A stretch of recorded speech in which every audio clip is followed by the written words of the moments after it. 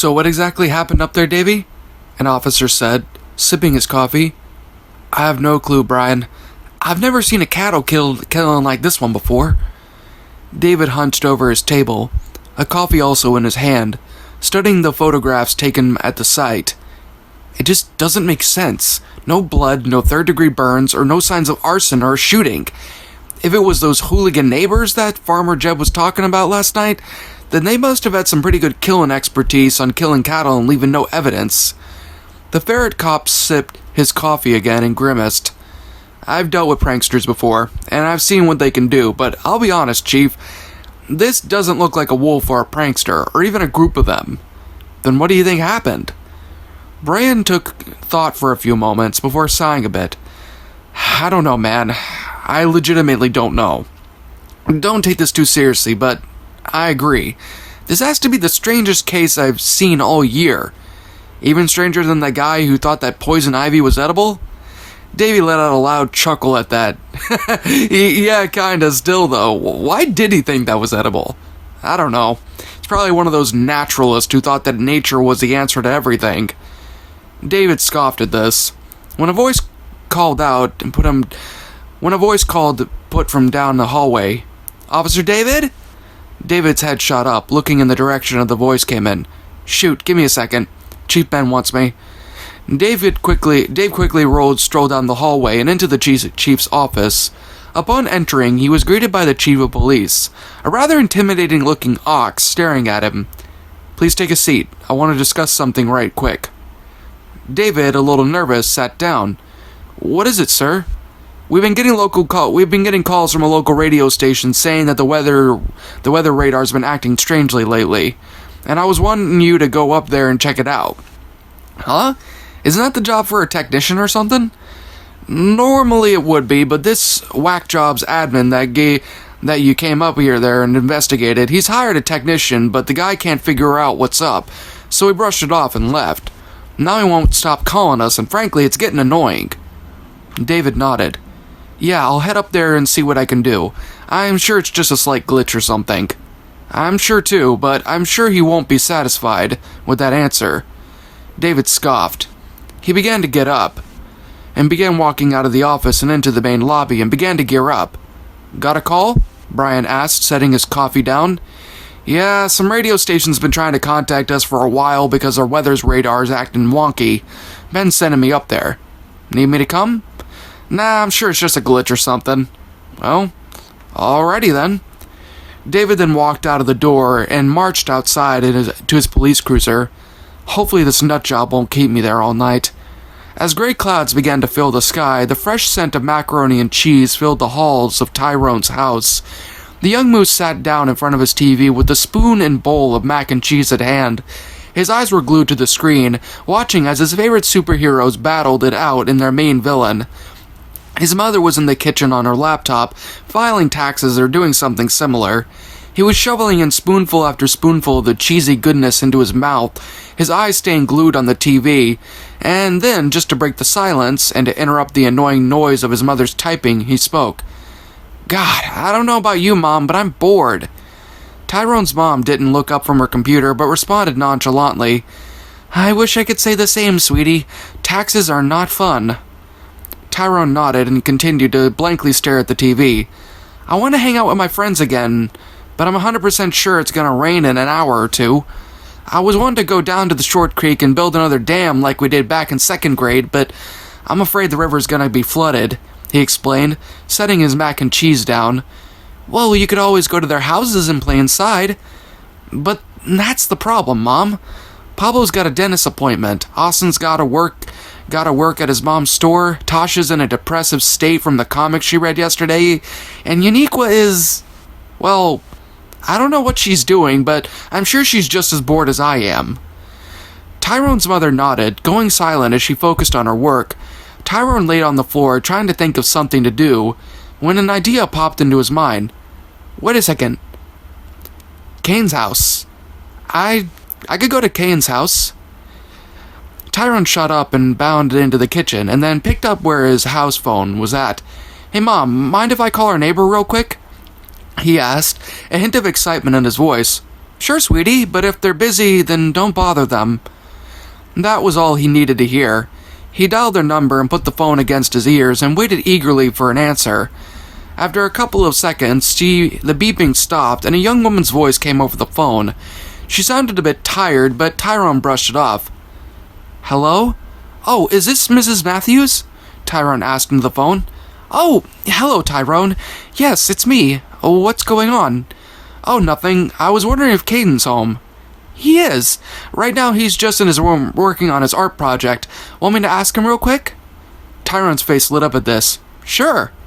Soon he heard Mrs. Matthews set the phone down on the counter and her walking away. She was then greeted to the sound of silence. He stood leaning against the kitchen counter, waiting eagerly for a response. Soon, after nearly half a minute of silence, her voice came through the phone again. He said he's fine with it. Come on over whenever you can. Tyrone's face lit up like a light bulb, and he replied, Thanks, I'll be there in a few. With that, he slammed the phone back down on its port and ran upstairs to his room, changing into a comfortable set of clothes and grabbing some stuff he would take. After a minute of getting ready, he waved goodbye to his mom and went out the front door and started walking over to Kayden's house. The air was humid and moist, and Tyrone knew it was storm weather. Sure enough, there was a large thunderstorm towering over the sky in front of him, slowly moving towards the neighborhood. The scent of rain filled his house, and he loved it. There was just something he loved about a stormy summer day, but he didn't have much time to admire it. He was closing in on his friend's house. After a few minutes of walking, he finally arrived at the front door and promptly rang the doorbell. He soon heard loud, fast-paced footsteps approaching the door before the front door opened. He was greeted to a rather tired-looking Mrs. Matthews with bags under her eyes, but was also wearing a weary but friendly smile. Hello, Tyrone. Glad you were able to come over. Tyrone smiled and walked inside, looking around. The house was significantly smaller than his own house, but it looked just as comfy. Caleb's upstairs if you want to see him. Just make sure to knock first. He gets really finicky about not being bothered while drawing. Tyrone nodded and started to trudge his way over the stairs. Once he finally reached the top, he walked down the hallway and made it to his friend's door. He knocked 3 times and waited for a response. Sure enough, a voice came in from his room. Come in. Tyrone calmly opened the door and walked into Kayden's room. His room was rather small, with a frameless bed sitting in the corner of his left. The ceiling was sloped down, with the window facing towards the door, with the shades drawn. There were multiple nerdy posters hung on this wall, like a Godzilla poster, some generic horror movie poster, and a D&D poster. And sitting in an office chair was Kayden. He was hunched over, stretching something with his back. He turned to Tyrone. Hey, Kay. Tyrone cheerily called out, smiling warmly. Kay immediately popped a pair of earbuds he was wearing out of his ears and whizzed around to meet Tyrone's gaze. Oh, hey, Ty. Kay responded, grinning a bit himself. What brings you here? Oh, I just decided to come over because I was bored out of my mind. Ah, gotcha. Not gonna lie, I was wanting some company today, since my older sis is out with her friends. Oh, cool. Glad I could come over. Tyrone set the stuff he brought down on the floor next to his bed and glanced over at his desk. What you drawing? He asked out of curiosity. Oh, nothing, just something from a movie I like. Tyrone then took a closer look and gawked at his drawing like a giant lizard-like monster. It wasn't like the poster of Godzilla on his wall. It was more slim in build and not as big. But he didn't care. He was in awe with the detail he put into it. Whoa, what is that? Oh, it's actually a monster that I made up from back when I was a toddler. He's basically just a discount Godzilla. Kay chuckled, taking a break from stretching. Man, what got you all into the monster stuff all of a sudden? I don't know, really. I just suddenly thought that it was cool after I saw Mom watching it one night. Tyrone nodded and continued to watch him draw. Oh, got any paper I can use? Here, just give me a sec. Kayden said, as he flipped his sketchbook around to the back page where he promptly tore out and handed it over to Tyrone. Tyrone thanked him and then grabbed a book, a pencil, and started to doodle. He didn't have anything big in mind, he just doodled what was on his mind.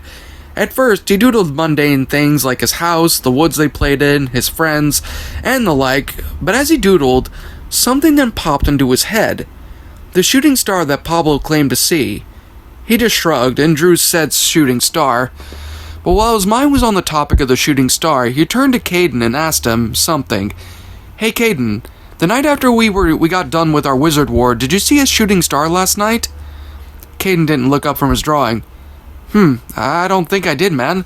Though I do remember hearing my friend talk about it at some point.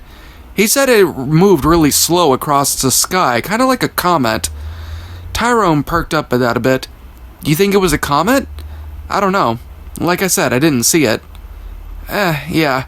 I'll ask Pablo. He's the one who saw it anyway. Oh, also, did you hear about the thing that happened at Mrs. Jebb's farm? No, I didn't. What happened? I heard one of their cows got killed by someone. Oh, God, really? Yep. They didn't find out who did it, though. I'm betting it was that douchebag Daniels who lives 4 blocks down. Sounds like something he'd do. Kinda like that time he took a golf cart for a joyride right into the short creek. Yeah, I bet it was him too. Though I admit, that golf cart incident was pretty funny. The kangaroo and the moose started to chuckle and went back to drawing as a soft sound of rain began to grow outside. After at least an hour of driving, David began to pull into the driveway of a small building. Once he parked, he got out of his car and jogged towards a small brick building with a sign that read, Mix 98.2 FM radio station on top of it. Just as he was open the door, rain began to shoot up from the sky as the wind picked up. Luckily, David made it inside without getting drenched and made his way into the main lobby of the building. He looked around a little bit, trying to find the guy who called him. No one was in the lobby. Hello? Bilsdale City Police here. Anybody home? After he called out, there was a loud thud coming from the back of the building, followed by the muffled voices of someone screaming various obscenities. David started down the hallway where the noise was coming from, both dumbfounded and annoyed. Finally, loud and heavy footsteps started to come up the hall, barreling straight to him. Out of instinct, he reached for his gun holster, ready to pump this psycho full of lead in an instant. But before he could whip out his pistol, whoever was running at him started to yell at him, Whoa, whoa, whoa, whoa, whoa, whoa, whoa, whoa, don't shoot, man, don't shoot! Standing in front of David was a goat, and a rather scraggly-looking one at that. He was wearing a stained drug rug, a ripped pair of jeans, and several ear piercings on his right ear. He held his hands up in front of him, begging the officer not to shoot him. David froze, and slowly moved his hand away from his gun. Any closer and I would have put a bullet right between your eyes. David growled in annoyance, crossing his arms. Hey, sorry man, I stumbled my toe back there. I heard your voice. But anyway, thank God you finally responded.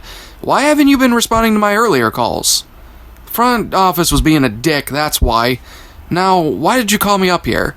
Oh, right, follow me. David still didn't trust this guy, but he reluctantly followed, still ready to whip his pistol out if things went south. He followed the goat as he explained everything that was going on. Alright, the reason why I called you all here is that the Doppler radar back in the weather room started to act all wacko. It started a couple of nights ago in the middle of our late-night talk show. That's it? Well, yeah, sorta. The weird thing is, though, it always happens at a certain time. David raised his eyebrow at this, letting out a really annoyed scoff. Really? Yeah, man, it's seriously bizarre. It's happening like 7 times already this week. Sure. Now, what time of day does it normally occur? Well, I think around 10 or 11 p.m. David nearly did a double take. His worst fears were confirmed. Ah, I gotcha. Well, did you at least check to see if there was any errors with the radar dish or any receivers on the roof?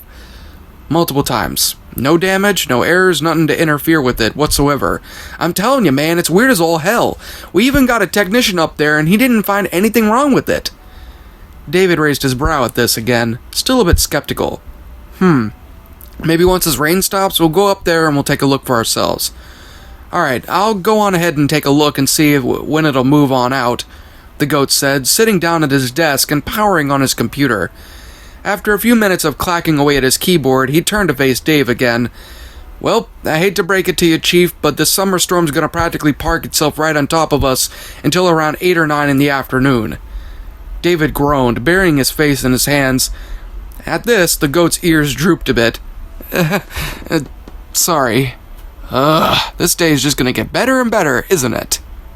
As night began to fall across the stormy sky, Tyrone and Kayden had stopped drawing, and were now laying on their stomachs on the floor in the living room playing a deathmatch game. Tyrone was winning by a long shot, while Kayden was at least a dozen or so points behind him. Geez, since when did you learn how to whoop somebody's butt at video games? Kayden laughed, trying to get one clean shot out of Tyrone's character. I was in the same position as you when I was younger, man. Probably used to kick my tail at street shooters too, along with everyone else. We all began to try and gang up on him, but then we learned the hard way that we had to learn some skill ourselves. And now I'm on top, and I'm devolved into the same exact situation. Tyrone chuckled back as he effortlessly dodged one of Kay's shot, dodging the cover. Man, it sure shows you're like 50 steps ahead of me every time. Tyrone didn't bother to respond this time and kept focusing on the game. As the hours drew on, the storm outside began to grow worse, as loud claps of thunder boomed across the sky. By then, their game had ended with Tyrone absolutely demolishing Kayden by 32 points. Jesus, man, you have no chill, Kayden scoffed, taking a sip from his glass of water. The rain outside steadily fell as flashes of lightning flashed across the windows of the house. Tyrone was sipping his chocolate milk when a loud clap of thunder shook the house. That's when Tyrone noticed something about Kayden that he hadn't seen earlier. Kayden looked a little anxious. His eyes looked slightly frantic and shrunken, and his hands shook slightly. Tyrone raised a brow at this. Dude, you okay? Kay stared blankly for a second before he snapped back to reality. Yeah, just not a fan of thunder, that's all. Tyrone gave him a worried glance before he struggled and took another swig of his chocolate milk. Kay nervously picked up the water glass and began to take a sip of it, when bang! The entire house briefly lit up as white as a sharp crack could even be heard outside. Not even a mere millisecond after, the entire house shook as the loudest, most deafening clap of thunder exploded through the sky, and through the house, glasses and cups and plates and small utensils fell off the counter and clattered to the floor. All the furniture in the house shook violently, some even shifting a bit. All the lights in the house popped off, causing the house, along with the entire neighborhood, to be plunged into darkness. Tyrone practically threw his chocolate milk across the kitchen as a reaction. Kayden jumped out of his chair and fell to the floor, and Mrs. Matthews stumbled away from the window she was looking in front of, shielding her eyes from the blinding light. Within seconds, the light that exploded from outside flickered away, and soon the house went dark. The three sat in silence for a few seconds as the thunder from the lightning strike faded away in a distant booming rumble. Soon, the thunder faded completely and was replaced with near dead silence. The only thing that could be heard was Kay's shortened, terrified breath. No one spoke, trying to comprehend what in the actual hell had just happened.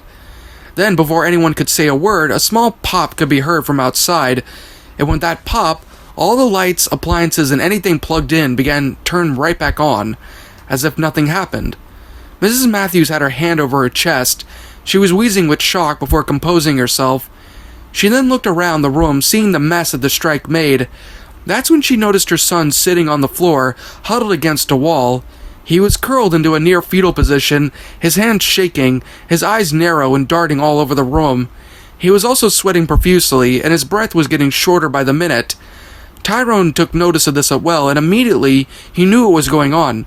"Dude, are you alright?" Kayden didn't respond. He ignored him and continued to tremble in fear, and to Tyrone's horror, he knew what was about to follow.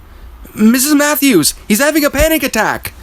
Without skipping a beat, Mrs. Matthews sprang into action. She threw open a cabinet door and grabbed a small bottle of rectangular green pills. "Ty, get him a glass of water now." Tyrone sprang from his chair and grabbed a cup and began to fill it from the faucet.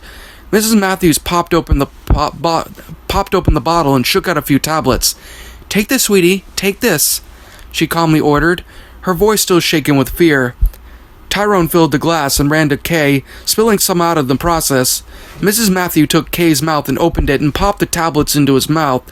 Tyrone shoved the cup of water to it at his friend and begged him to drink it. Luckily, Kayden grabbed the cup and hastily began to drink up, also swallowing the tablets. Both Tyrone and Mrs. Matthews watched anxiously as Kay began to chug the entire cup, still shaking. Finally, Kayden finished, and froze up. His hands were still trembling, but thankfully they weren't as bad as before. His eyes stayed narrowed, and sweat dripped down his face. His breathing slowly began to slow down to a somewhat reasonable pace. "Sweetie, are you okay? Can you move all right?" she asked, her voice wavering. Kay didn't respond at first, but he managed to nod his head slowly. His mother sighed a bit in relief. "You want me to carry you up to your bedroom, or do you think you can walk?" Kay responded this time, in a weak, scared voice. Yeah, I think I might be able to get up." "You sure, man?" Tyrone asked, eager to help his friend if he could. "Yeah, I think so. Though I might need some help getting up the stairs." Tyrone and Mrs. Matthews nodded and got on the either side of him, helping him walk up to his feet. They then helped him walk up the stairs and down the hallway into his room. Mrs. Matthews helped him into his bed and put on a movie on TV to help him relax a bit. "All right, if you need anything, just holler at me, and if you start feeling like you're about to seize up, yell at me. You got it?" Kayden weakly nodded. Yes, ma'am." "Good." With that, the two walked out. Mrs. Matthews, relieved that her son was going to be all right, sighed deeply. She then glanced at Tyrone and apologized profusely. "I'm sorry you had to see that, sweetie. Caleb's anxiety has been going through the roof these past couple of days. I don't know why." "Oh, it's perfectly fine, Mrs. Matthews. It gave me a scare, but I'm just glad I helped." Mrs. Matthews smiled. "Hopefully these edibles will de-stress him for the night, and maybe sometime tomorrow, too. Geez, those things have saved his butt on multiple occasions. Thank God it's still legal here." Tyrone snickered a bit as well before heading down the stairs. He packed his things, said his goodbyes, and headed out the door. Thankfully, it had stopped raining and the sky had begun to clear up. Small blinks of lightning came from the now dying thunderstorm in the distance, but they were a safe distance away. After a minute of walking, he finally got to his house and knocked on the door, and not soon after, his mom let him in. "Hey, kiddo, how'd it go?" "It went fine, actually. Well, at least until the storm that just blew through." "Why? What happened? Was it that lightning strike?" "Yeah, it must have struck one of those power poles right outside of the house, 'cause it knocked out of the power for a second. And that wasn't it, though. It managed to scare Kay so much he started having a panic attack." Oh dear, is he okay?" Tyrone nodded, putting his stuff down. Mrs. Matthews managed to get his meds before he got bad. I helped him get to his bedroom, too." "Oh, that's very sweet of you, Tyrone. I'm sure he's very grateful for that." Tyrone nodded and dragged himself and his stuff upstairs into his room. After throwing his stuff in the corner of his room, he flopped onto his bed, letting out a tired sigh. He wanted to turn on the TV, but he just didn't feel like getting up. He just laid in his bed, his normal clothes still on, not moving a muscle, and in no time he began to drift into unconsciousness. "Alright, the storm's clearing up, plus it's about time." The goat guy stand in front of the computer screen, closely watching the weather radar feed, as David begrudgingly sat behind him, watching with the grimace on his face. By now, the sound of the pounding rain and thunder had stopped, and was replaced with the hum of the fluorescent lights and the air conditioner roaring in the next room. "So, what were we looking for?" David asked at a tone of annoyance in his voice. "I don't know, really. Just a glitch in general." "You don't know? You dragged me all the way out the outskirts of town, made me sit in the cramped as all hell room for 5 hours, only to tell me you don't know? Are you flipping kidding me?" David ranted, gripping on the side of the table he was sitting on in anger. The goat began to sweat profusely, growing even more nervous as David angrily yelled at him. "Dude, chill the hell out. Something will happen. I'm sure it will." The guy replied, cowering in his rolling chair. David growled in anger and got himself to his feet and began to storm out of the room. Wait, don't leave yet!" "Why not? I wasted my time here for long enough. I'm going home," David shouted, throwing open the doors to the building and stomping towards his cruiser. He ignored the protest of the accomplice coming from inside the building and got inside of his cruiser, slamming the door shut. He cranked it up, hearing the engine roar to life. He then picked up his radio and spoke into it. "Sheriff to base, this is Officer David reporting in. I'm heading home."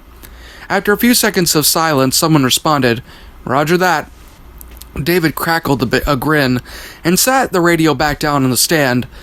But before he could start driving away, he noticed something. His radio was on. Though this wasn't out of the ordinary. His radio was always on, playing some old folk music to chill his nerves, but it wasn't playing any music. It just played static. But this wasn't the normal radio static that he was used to. It sounded more like turning the dial on an old radio from the 50s. What the? Then completely out of nowhere, the engine of his car went silent. His headlights turned off and the radio went dead like that. His car just died. David looked straight forward, confused out of his mind. His mind was racing now, as the silence began to kick in. Then his eyes darted back into the entrance of the building in front of him. Of course, he saw the goat guy he was talking to earlier frantically waving his hands at him, trying to get him to come back inside. He hesitated for a moment before getting out of his cruiser. Okay, I'm sure you're just going to waste my time even more, but can you at least tell me what in the actual hell is going on? The goat didn't bother to explain. I still don't know, but hurry up and come inside, it's literally just started, he yelled, scurrying back into the room the two were just in.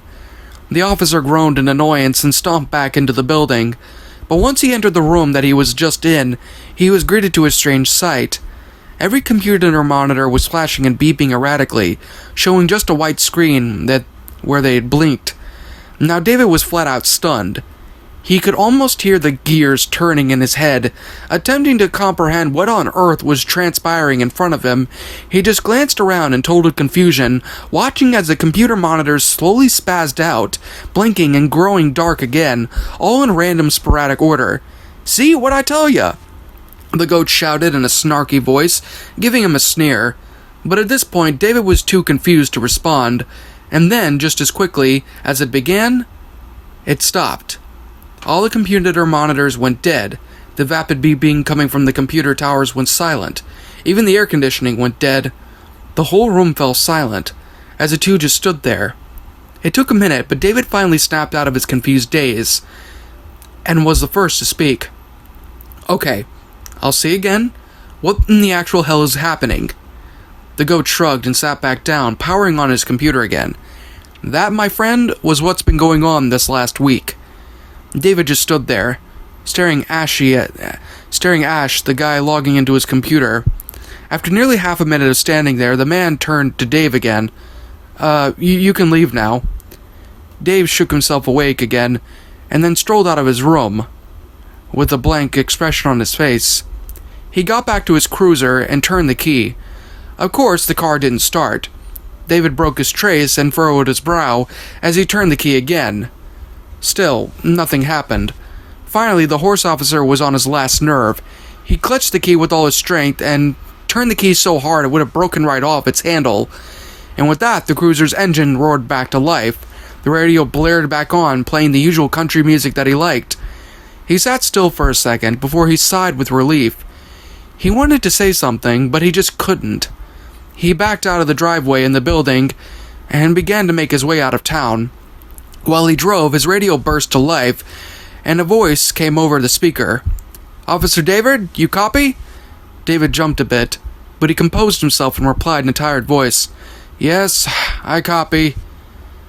What's the delay? I think we have a legitimate case on our hands." Kayden's eyes opened suddenly. Immediately he was greeted with the sight of his room, with the soft moonlight from outside spiraling through the window, providing at least some light. He blinked a bit, smacking his lips before he noticed something else. He could barely move his limbs. He tried to move his hand, but only succeeded halfway. Either he was extremely tired, or he was having another sleep paralysis episode. Thankfully, though, he managed to move his arm well after some concentration. Kay smirked, and then began to sit up. But when he did, he immediately regretted it.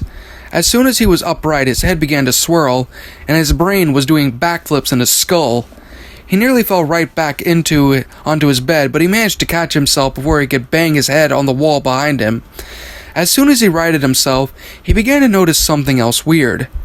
Dark, colorful blobs began to form in his vision, mostly staying in his peripheral vision. Before he could react to this strange thing, he nearly killed over as his stomach growled loudly. He let out a quiet groan, and as his mother of all hunger pains hit him like a truck, then it all hit him.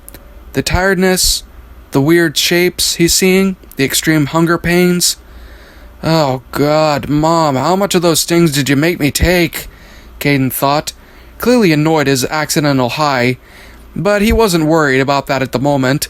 He had to get rid of his hunger and fast. Mustering all of his strength, he stumbled to his feet and began to trudge out of his room. The room seemed to spin a bit with every step, throwing off his balance. He managed to make it down the stairs without face-planting and shuffled into the kitchen. His stomach growled louder as the sight of a drawer where he kept the snacks. Without hesitation, he opened the drawer and pulled out a pack of fudge-frosted cookies, and with that began to absolutely go into town on them. He began to munch on several of them at once, sometimes not even bothering to chew. He ignored the colorful blobs swirling and morphing in his vision, and began to munch down on the delectable midnight snack. Minutes passed, and soon he nearly finished the entire pack of cookies. But just when he was about to pop another one in his mouth, he noticed something odd. He noticed a light beginning to illuminate the kitchen counter in front of him. It was bright and even casted shadows across the kitchen. Confused, he turned to the window above the kitchen sink, staring outside, and he saw it. A bright green light, slowly making its way across the night sky. The trees were bathed in a green light as it silently floated above the woods, along with Kay's yard. Kayden stared at it intensely, not moving an inch as he watched the lights flow above the woods. His eyes flowed with its movements as it glided over his yard, and then over his house and out of view. The young kangaroo kept his eyes glued on the spot where the light was once at, not sure what he had just witnessed. The light that streamed through the window had now gone, replaced by the darkness of night. Kay just sat there, his mind swirling and spinning, unsure of what he would look at. But then he remembered. Oh, right, Kay thought, as he went back to munching his sweet midnight snack. Man, for medicine this strong, this is some crazy stuff. In fear and surprise, as your eyes widen, your mouth goes dry with each battered breath. You try to scream, your mind begs to leave, glued to your computer screen. The killers they slash, the tapes burn and crash. The cartridge you bought will be your final haunt. The rituals of hate will seal your fate. The tears you shed will be from the fear-gripping portrait. Nightmarish gore filled, terrorizing, hateful, burning, violent, rage-inducing, knife-slashing, blood-splattering, silent screams. Only time will tell if you will escape this online hell.